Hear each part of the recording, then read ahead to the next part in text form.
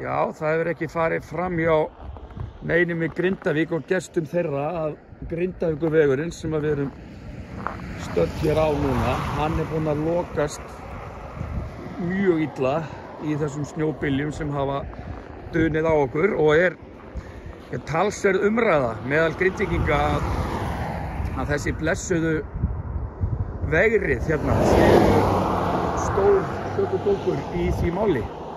Snjórinn safnast bara upp á þetta er bara hreinlega á kafi. Hérna hefur skafið allt svakalega, bílar fest sig og ruðningstækið þó ekki komist að. Þannig að það er nokkuð ljóst, þeir sem eru að huga að ferð til eða frá Grindavík á morgun skulu vera vel vakandi yfir veðurspá og það er enn eitt skotið að fara að skella á morgun.